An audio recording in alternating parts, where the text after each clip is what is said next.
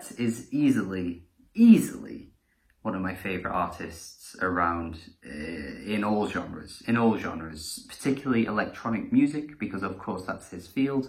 But even when I think of all genres at large, this guy, Kieran Hebden, is one of the best. I'm constantly trying to find music similar to what he does because I just want to hear more and more and more of it, because he's just an absolute phenomenal musician. But whenever I try, there's just never anyone out there that's quite as good as him. And for me, I think There Is Love in You, well, I know There Is Love in You was the starting point for that. It was definitely one of the more acclaimed albums of 2010, and it was only a few years after that I was really starting to get into music and looking through all different types of music and realizing that this album was so acclaimed that it was pretty much mentioned constantly in all kinds of like 2010 lists.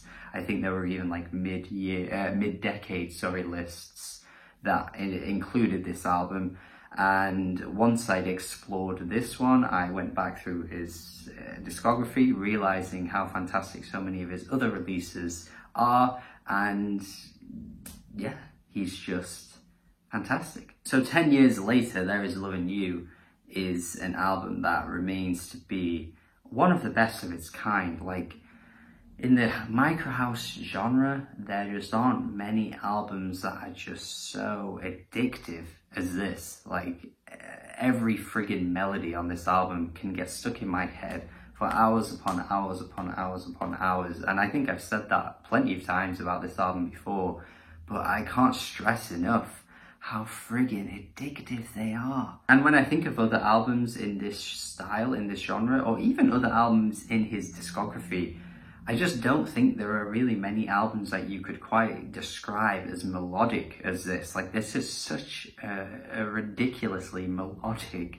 album. Instantly sucks you right in with that opening track, with the way that the vocals are chopped up. That's another thing with this album too, like the vocal sampling and the vocal manipulations are so perfect. Like every placing of the vocals is just spot on. It's quite a slow build as well, this track, and the melodies that are conjured up once again are just fantastic, with the scattered and weird vocals that kind of like interrupt and sort of like cut out at points as well. It's really cool. The 9-minute Love Cry, god damn this track. God damn this track. God damn. Love Cry.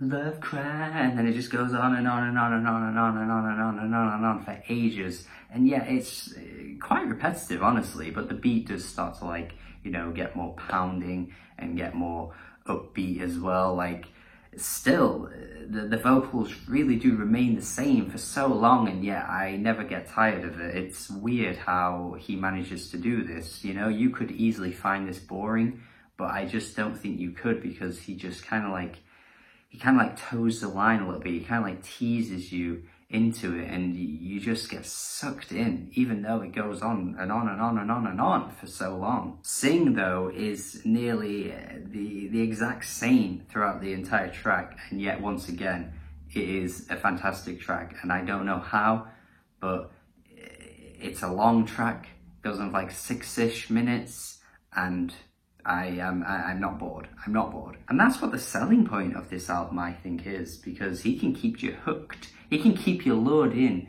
for lengthy periods, and you just want it to keep going on and on and on and on and on and on and on and on and on and on and on. This Unfolds, though, is wow. Like, this track sometimes is my favorite, sometimes it's Love Cry, sometimes it's other tracks too. There are loads of tracks on this album that every now and then I'm just like, this is the best one, but This Unfolds is so wow. Like, wow. Who is doing it like this? Who in the electronic world is making a song like this? This is so beautiful, man. I am just in love with this shit. The way the beat starts picking up, and then towards the end, you suddenly get this house jam. I just love the way he can have this beautiful track that turns into like a more electronic, like pumping track. And he does both so well. Like, he does this ambient beautifulness and then this kind of like banger-esque type stuff in the same song. and it comes together perfectly. She Just Loves to Fight, definitely one of the softest tracks on the album, I think. This one's so pensive. There's something about it that just makes you feel like you're supposed to be thinking about something and you're not quite sure what, but you're thinking. Another thing, as well as many other things I love about this album, this one specific thing is that any given day, if I've just put this on and I've listened to it, any track really could be stuck in my head. It could be Reversing, it could be any of them, because every track just provides such a ridiculous earworm. Like, they are just wriggling into your ears and you can't get them out of your head. They're just stuck there and they will not escape. And it's aging ridiculously well. It has never really fumbled throughout the years. You could easily see this in 5-10 years being labelled as a classic, because I just think it's one of its kind. Like, it is one of its own kind. There aren't really many musicians that do this. Even again, in his own discography, there really aren't many albums that touch this kind of thing. And goddamn, Kieran is a mastermind. He's a mastermind. He's a genius. Definitely one of the best albums of 2010. Definitely one of the best albums of the 2010s, which you may have seen in my video that I did. Even going back to that video, this album possibly could have been higher than it ended up being on that list, but still, it doesn't really matter where it lands. It's definitely in that conversation. And yeah, it's really on its way to being a classic. It's phenomenal. Hopefully you love it as much as I do, and let me know your thoughts in the comments. If you like it, if you don't like it, definitely let me know. If you think it's as good as I do, if you think it's a classic, let me know. What's your favourite Forte album too? What's another album of this style, of this genre, that you also love that needs more attention? Definitely let me know. Thank you for watching this A Decade Later episode. Hopefully you enjoyed it. Hopefully you have a good day. Subscribe if you haven't already, and goodbye.